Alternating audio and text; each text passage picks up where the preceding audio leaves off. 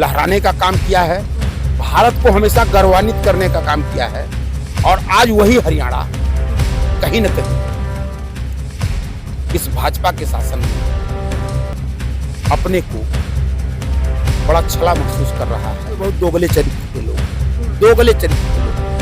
इस देश में जो भाजपा के खिलाफ बोले, मैं बोल अगर मैं कांग्रेसी हूं तो मैं देशद्रोही हूं। ये कहते हैं कि देशद्रोही हैं। किसान अगर अपने हक और रसूख की बात करता है, अपने एमएसपी की बात करता है, अपने उचित मूल्य की बात करता है, तो उसको खालिस्तानी बताते हैं। उसको आप सम्मानित पत्रकार हैं, वो भी आप भी समझ रही हैं कि इस समय मोदी जी की स्थिति सदन में क्या है, ये कितनी हैसियत में सदन में है।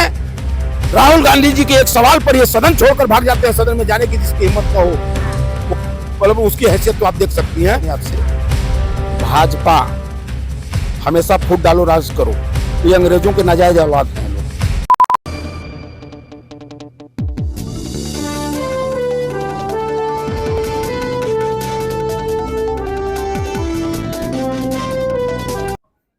नमस्कार साथियों, बहुत बहुत स्वागत है आपका न्यूज़ से। आपके साथ मैं हूं सवेरा छाबड़ा। देश भर में चुनावी माहौल है। सबसे ज्यादा जो चर्चा हो रही है वो हो रही है हरियाणा विधानसभा चुनाव की। उसी की चर्चा करेंगे। हमारे साथ मौजूद हैं उपाध्याय जी। बहुत बहुत स्वागत है आपका। धन्यवाद। क्या कहेंगे, हरियाणा में विधानसभा चुनाव है, जम्मू कश्मीर में भी है, लेकिन जो सबसे ज्यादा चर्चा हो रही है वो हरियाणा विधानसभा चुनाव की हो रही है। सभी पार्टियां दावा कर रही हैं, बीजेपी भी हो, कांग्रेस भी हो और भी अन्य पार्टी जो हरियाणा की एक्टिव है, और साथ ही साथ दिल्ली से निकली हुई पार्टी आम आदमी पार्टी, वो भी अब 90 की 90 सीटों पर जो आप लोगों के साथ कांग्रेस का गठबंधन कर रही थी। तो क्या समीकरण रहने वाला हरियाणा का? देखिए, हरियाणा इस समय राजनीति का केंद्र बना हुआ है, सत्य यही है। और केंद्र चुनाव की वजह, चुनाव तो कई स्टेटों में हो रहे हैं, वो चुनाव की वजह से नहीं है। चूंकि हरियाणा पहले तो दिल्ली से सटा हुआ स्टेट है और हरियाणा एक किसान बाहुल्य क्षेत्र है। किसानों की एक बहुत अच्छी तादाद हरियाणा में और बहुत ही विकसित किसानों की वहाँ एक स्थिति है, पॉपुलेशन है। दूसरी चीज कि हरियाणा की अपनी एक संस्कृति है, एक अपनी सभ्यता है कि वहाँ के लोग किसानी के साथ साथ खेलकूद, पहलवानी, कुश्ती, फिजिकल अपने चीजों पर बड़ा ज्यादा वो लोग फोकस करने वाले लोग हैं और बड़े जागरूक लोग हैं वहाँ के। क्योंकि देखिए, किसान जो होता है बड़ा भोला भी होता है और किसान अपने बच्चों को, चाहे वो बेटे हों बेटियां हों, हर किसान इतना स्वावलंबी वो जरूर बनाता है कि चाहे जो भी तुम्हारे जीवन की मुसीबत हो उससे लड़ना तो सीख लो। तो किसान, वो हरियाणा के लोगों को मैं धन्यवाद देता हूं कि हरियाणा के लोग, हरियाणा के किसान, हरियाणा की आवाम हमेशा इस देश में जब भी, चाहे वो खेलकूद का मामला रहा हो, रेसलर रहे हों, कुश्ती के प्रतियोगिताओं में, हमेशा विश्व के मानस पटल पे भारत का नाम रोशन किया है, भारत के तिरंगे को लहराने का काम किया है, भारत को हमेशा गौरवान्वित करने का काम किया है। और आज वही हरियाणा कहीं न कहीं इस भाजपा के शासन में अपने को बड़ा छला महसूस कर रहा है। अपनी बहन बेटियों की इज्जत को, जो मतलब तिरंगे के साथ जिनकी मर्यादा लपेटी गई हो विश्व के मानस पटल पर, उन बहन बेटियों की इज्जत को, उसकी मर्यादा को जिस तरीके से भाजपा के लोगों ने अमर्यादित करने का काम किया, वो सारी चीजें कहीं ना कहीं हरियाणा, वो किसी व्यक्ति विशेष पर नहीं, वो हरियाणा को झुकाया है भाजपा के लोगों ने, हरियाणा की मर्यादा को झुकाया है भाजपा के लोगों ने। और हरियाणा के लोग देखिए इतने स्वावलंबी टाइप के हैं कि वो सब चीज से समझौता कर सकते हैं, लेकिन अपने स्वाभिमान और सम्मान के साथ कभी समझौता नहीं कर सकते, क्योंकि वो किसान हैं। वो झूठे और फरेबी लोग नहीं हैं, उनको दुनियादारी बहुत नहीं आती। वो दिन भर अपने खेतों में काम करते हैं, अपने बच्चों को स्कूल भेजते हैं, बाकी जो समय मिलता है वो खेल कूद में लगाते हैं, अपने बच्चों को मतलब मानसिक तौर पर, शारीरिक तौर पर मजबूत बनाने का काम करते हैं। वो दिमागी तौर पे तो जिस और आप बात करना चाह रहे हैं वो हम अच्छे से समझ रहे हैं। आप बात करना चाह रहे हैं विनेश फोगाट की तरफ आपका इशारा जा रहा है। तो जब से विनेश फोगाट का नाम ऐलान हुआ है कांग्रेस के कैंडिडेट के तौर पर, तो तब से ब्रजभूषण शरण सिंह विनेश फोगाट और पूरी की पूरी कांग्रेस पार्टी पर हावी होते हुए नजर आए हैं। तो कैसे देखते हैं इसे आप? देखिए एक चीज बता दे, मैं विनेश फोगाट इशारा नहीं कर रहा हूँ, और ये चुनाव से विनेश, मैं कांग्रेसी हूँ नो डाउट, लेकिन मैं विनेश फोगाट को एक प्रत्याशी के तौर पे हमारी आपकी वार्ता नहीं हो रही है आज। ठीक है, वो कांग्रेस का सिंबल मिला है, वो प्रत्याशी हैं, चुनाव लड़ रही हैं विनेश जी, हमारी शुभकामना है बहुत बेजोड़ वोटों से चुनाव जीते। लेकिन जिस तरीके से भाजपा ने किसानों को अमर्यादित करने का काम किया, जिस तरीके से भाजपा ने इसी दिल्ली में, गुजरात से दिल्ली को लेकर नहीं मोदी जी आए थे या अमित शाह, या दिल्ली उनके बाप की बपौती नहीं है, ये दिल्ली उतनी ही जितनी उनकी है उतनी हमारी है, उतनी उन किसानों की भी है और उतनी उन नौजवानों की भी है। तुम्हारे बाप की बपौती दिल्ली थी क्या? कैसे रोक दिया तुमने? कैसे रोक दिया? जनता के टैक्स का पैसा लेते हो, ऐश करते हो सदन में हमारे टैक्स के पैसे पर, और हमको दिल्ली से आने से रोक दोगे? सत्ता सब शासन के पावर का तुम हमको जो सिला दिए हो, किसानों को जो सिला दिए हो, किसान उसको भूलेगा क्या? वो तो उन्हें किसान भी नहीं बुलाते हैं। किसको? जो आ रहे थे उन्हें किसान ही नहीं बुलाते हैं, खालिस्तानी करके नवाजते हैं। देखिए ये भाजपा के लोग, इसको थोड़ा हम मर्यादित शब्दों में नहीं, अगर थोड़ा बिगाड़ के कहें तो ये बहुत दोगले चरित्र के लोग हैं, दोगले चरित्र के लोग। इस देश में जो भाजपा के खिलाफ बोले, मैं बोल, अगर मैं कांग्रेसी हूँ तो मैं देशद्रोही हूँ, ये कहते हैं कि देशद्रोही हैं। किसान अगर अपने हक और रसूख की बात करता है, अपने एमएसपी की बात करता है, अपने उचित मूल्य की बात करता है, तो उसको खालिस्तानी बताते हैं। अगर महिला अपने उत्पीड़न की बात करती है तो कहते हैं, अगर उसका उत्पीड़न हुआ है और न्याय की बात करती है तो भाजपा के लोग उसको दुश्चरित बताते हैं। ये इतने गिरे हुए लोग हैं। और सबसे ज्यादा बलात्कारी किस पार्टी में? भाजपा में। सबसे ज्यादा बेविचारी किस पार्टी में? भाजपा में।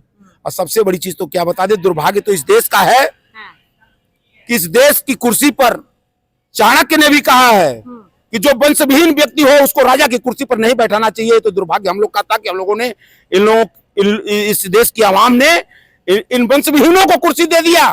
तीसरी बार फिर जनता ने बना दिया। नहीं, तीसरी बार नहीं दिया। देखिए एक बात, तीसरी बार तो कैसे बैठे हैं और क्या स्थिति इस समय सरकार की है, उसको आप सम्मानित पत्रकार हैं, वो भी आप भी समझ रही हैं कि इस समय मोदी जी की स्थिति सदन में क्या है, ये कितनी हैसियत में सदन में है।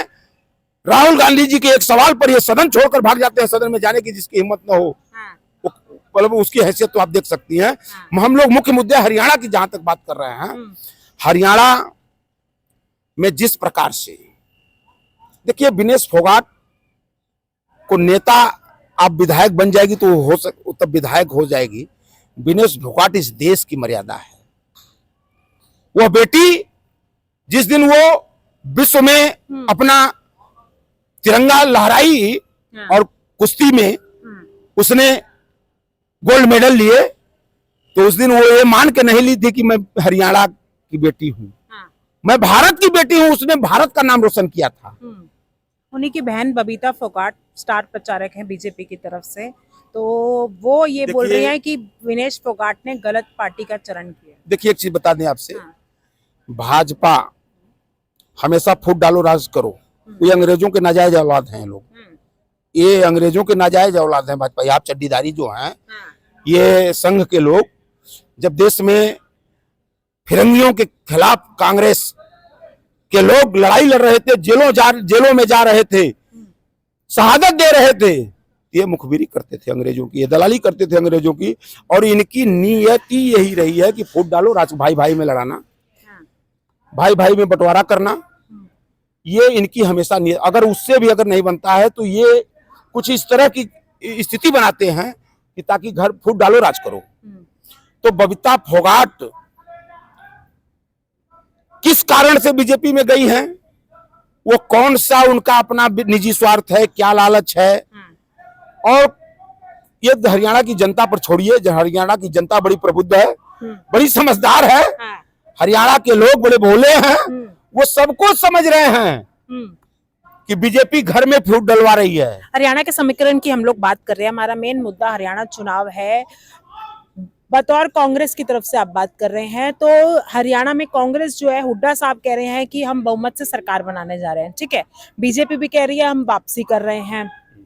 वही आम आदमी पार्टी के कल मुख्य संयोजक केजरीवाल जी को जमानत मिल जाती है, तो जाहिर तौर से वो हरियाणा की तो और अपना रुख करेंगे और 90 की 90 सीटों पर वो चुनाव लड़ने की तैयारी कर रहे हैं। तो क्या इसका फायदा होने वाला है और क्या नुकसान होने वाला है? देखिए, एक चीज बता दें, कांग्रेस पार्टी को इनकी जमानत से कोई नुकसान है, न ही इनके वहां चुनाव लड़ने से हमारा कांग्रेस पार्टी का कोई नुकसान है। और एक चीज और आपसे बता दें, हुड्डा साहब हमारी पार्टी के बहुत बड़े नेता हैं, लेकिन हुड्डा साहब कांग्रेस नहीं हैं, ये भी मैं बता दूं। वो पार्टी के हमारे नेता हैं। लेकिन हरियाणा में कहीं ना कहीं हुड्डा कांग्रेस का मतलब ही हुड्डा साहब है। नहीं नहीं नहीं नहीं नहीं, देखिए, एक बड़ा चेहरा होना, हर स्टेट में एक दो चार बड़े चेहरे होते हैं लोकल लीडरशिप को संभालने के लिए, लेकिन आप पार्टी नहीं हो सकते। मैं अगर कहूं कि मैं कांग्रेस हूं, मैं कांग्रेसी हूं, लेकिन कहीं ना कहीं वहां लोग बोल रहे हैं ना, हुड्डा की सरकार आएगी, हुड्डा की सरकार आएगी। कांग्रेस का तो ये कल्चर भाजपा में है। ये कांग्रेस में कल्चर जो भी डालने का प्रयास करेगा, चाहे जो भी, ये भी संघियों की एक नीति है।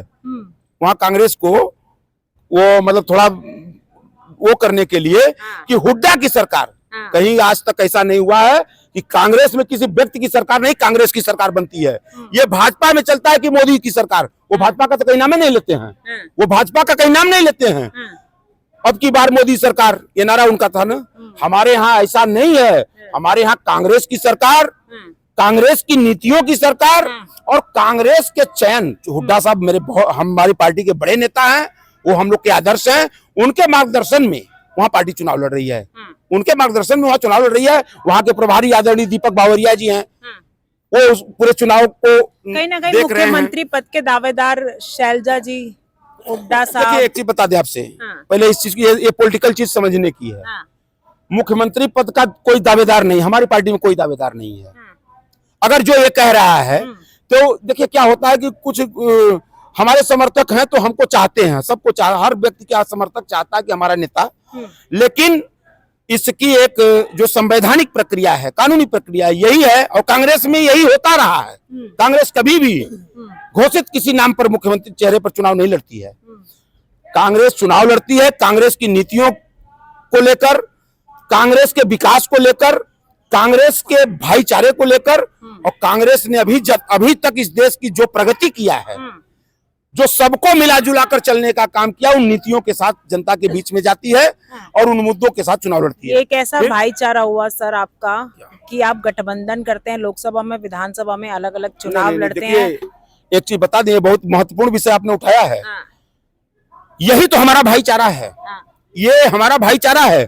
राहुल गांधी जैसा नेता, जो जब इंडिया गठबंधन का गठन होता है, उन्होंने खुला निमंत्रण दिया कि जो हमारी विचारधारा, मतलब हमारी विचारधारा का मतलब समाजवाद की विचारधारा से जो अपने को जोड़ता है, वो हमारी पार्टी इंडिया गठबंधन का हिस्सा बन सकता है।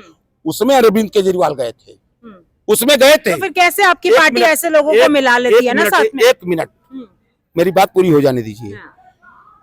उसी क्रम में जब विधानसभा का चुनाव हुआ है, तो उस समय वो इंडिया गठबंधन का हिस्सा बने, तो राहुल गांधी जी ने बड़ा हृदय दिखलाते हुए फिर कहा कि जो इंडिया गठबंधन का हिस्सा था, उसे अपने निमंत्रण दिया जाए और उसको भी साथ में लेकर चुनाव लड़ा जाए। लेकिन वर्तमान में केजरीवाल जी की स्थिति आप देख रही हैं, वो जेल में पड़े हुए हैं, जेल में थे, जेल में थे, लोकसभा चुनाव के पहले जेल में चले गए। बीच में क्या कारण था, उनको कुछ दिनों के लिए जमानत मिल गई थी, सशर्त जमानत मिली थी, सुप्रीम कोर्ट ने दिया प्रचार के लिए, फिर वो चले गए जेल में। अब वो जेल से बतौर मुख्यमंत्री नहीं जमानत मिली है। बतौर मुख्यमंत्री, जब आप डबल बेंच जजों का फैसला आप पढ़ेंगी, तो उसमें बतौर मुख्यमंत्री कहीं नहीं कुछ करना है उनको। वो क्यों जमानत मिली है, क्यों जमानत दी गई है, वो हरियाणा की जनता भी समझ रही है, देख भी रही है कि ये किस काम के लिए इनको जमानत दी गई है, और उसका कोई फर्क नहीं पड़ता है, कोई फर्क नहीं पड़ेगा। हरियाणा की जनता बाखूबा जान रही है कि ये एक थाली के दोनों चिट्टे बिट्टे हैं। तो कहीं ना कहीं फिर आप ही की पार्टी में कमियां हुई ना, जो आपने हाथ मिलाया उनके देखिए, साथ। सुनिए मेरी बात, उससे जब लोकसभा के चुनाव थे उससे पहले ये संजय सिंह थे, चाहे आम आदमी पार्टी के नेता, वो लगातार कांग्रेस की सरकार पर निशाना साधे, परिवारवाद लोकसभा में एक साथ लड़ते हैं। अब विधानसभा चुनाव में हरियाणा में उनके दिग्गज नेता वहां जाते हैं, हरियाणा में प्रचार करने जाते हैं, फिर वो परिवारवाद पे आ जाते हैं, वो बीजेपी का परिवारवाद उठाते हैं, वो कांग्रेस का परिवारवाद उठाते हैं। तो कैसे ये कौन सी बात? हाँ, बात आपने आपकी बात एकदम सही है। हम जब रामायण की बात करेंगे तो उसमें एक कालिनेमी एक पात्र आता है, उसका जिक्र आता है। उसको भी हनुमान जी जैसे ज्ञानी को भी पहचानने में समय लगी थी। वो भी जाके साधु वेश बना के हनुमान जी को ही लोग गफलत में डाल दिया, और उस कालनेमी को पहचानने में बड़ा समय लग गया था हनुमान जी को।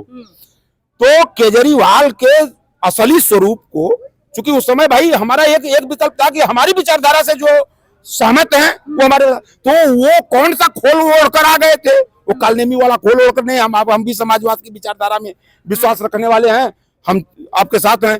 लेकिन ठीक 3 महीने बाद 2 महीने बाद उनका असली स्वरूप इस विधानसभा में, असली स्वरूप तो आपको तब भी नजर आना चाहिए था जब कांग्रेस को खत्म करने का कारण ही आम आदमी पार्टी रही। देखिए एक चीज बता दें आपसे, कांग्रेस वह पुरोधा है इस देश की, पुरोधा शब्द लगा रहा हूं मैं, वह पुरोधा पार्टी है कि इतना विशाल वट वृक्ष है ये, इसके नीचे कितने लोग आए गए चलते रहेंगे, ये यथावत यह पेड़ एकदम खड़ा है और खड़ा रहेगा। कांग्रेस चाहे वो केजरीवाल हो, केजरीवाल की बात नहीं कर रहा हूं, चाहे केजरीवाल हो, चाहे भाजपा हो, चाहे कोई राजनीतिक दल इस देश का हो, जब तक वह कांग्रेस का नाम नहीं लगा तब तक उसकी राजनीति इस देश में चली नहीं सकती, चाहे वो समर्थन में ले या विरोध में ले। कुछ लोग ऐसे हैं मौका परस्त राजनीतिक इस देश में, कुछ राजनीतिक पार्टियां जो मौके के हिसाब से कांग्रेस का नाम लेती हैं, कभी समर्थन में ले लेती हैं, कभी अपनी राजनीति रोटी सेकने के लिए विरोध में भी ले लेती हैं। लेकिन कांग्रेस इस देश की राजनीतिक केंद्र बिंदु कल भी थी, आज भी है और कल भी रहेगी। अगर कांग्रेस न रहे तो इन लोगों की राजनीतिक हैसियत कुछ नहीं रहेगी।